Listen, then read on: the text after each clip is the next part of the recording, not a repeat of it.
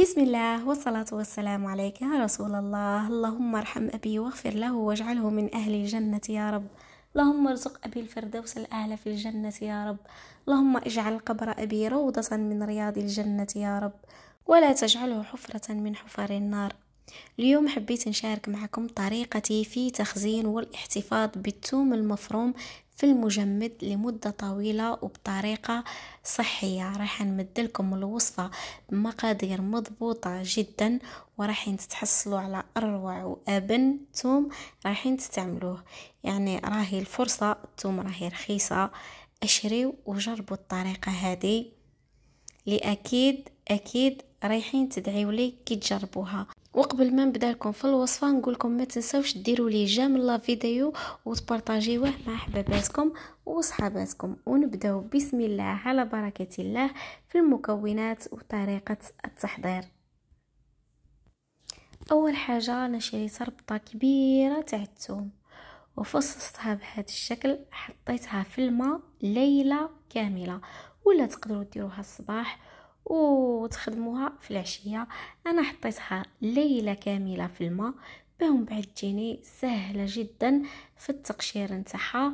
ونأكد لكم بالطريقه هذه يديكم ما حيش يحرقوكم كامل من الثوم. كما تعرفوا الثوم كي نقشروا كميه كبيره رايحه تحرقنا بزاف في يدنا، لكن بالطريقه هذه نأكد لكم باللي ما حيش يديكم كامل يتحرقوا لكم من الثوم.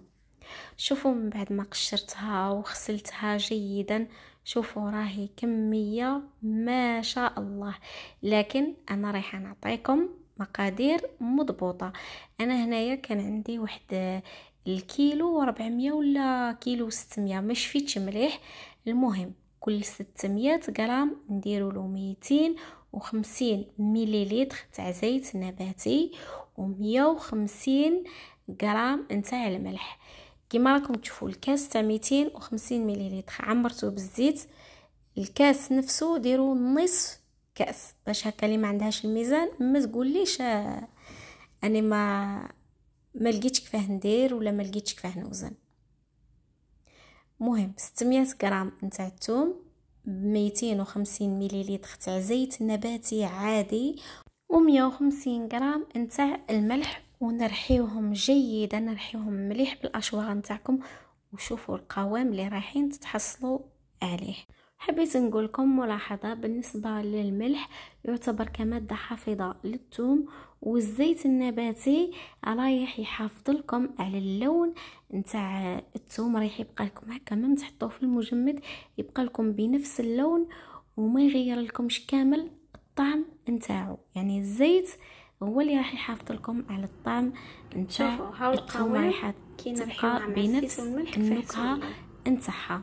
هذا ما كان صراحه والله ما كنت حنصور لكم لا فيديو لانه ديجا حطيتها في قناتي الاولى، لكن قلت نزيد نحطها لكم في القناه هذه من بعد ما رحيت الثوم كامل. نجيبوا هكذا علب كما راكم تشوفوا ونحطوا فيها الثوم تاعنا، هذا مكان نقلوا ليها مليح مليح ونحطوها في المجمد. انا نسيت ما صورت لكمش كي نجبدها من المجمد. كي تجبدوها بالمجمد راح تلقاوها طريه بنفس القوام اللي كنتو رحيتوها به، ما حاش تجمد لكم كامل وما حاش تيبس، راح تبقى لكم طريه.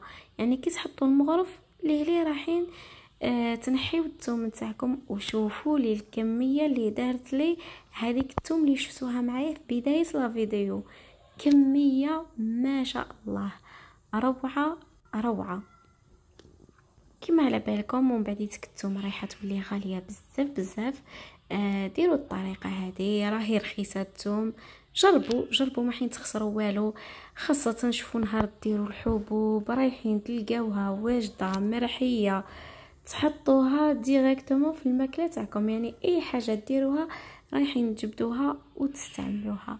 هذه هي الوصفه تاعنا اليوم، نتمنى انها تكون نالت الاعجاب نتاعكم وتجربوها. اللي تجربوها تقولي في الكومونتير كيف جاتها. ودرك ما بقى لي غير نقول لكم مع السلامه في امان الله.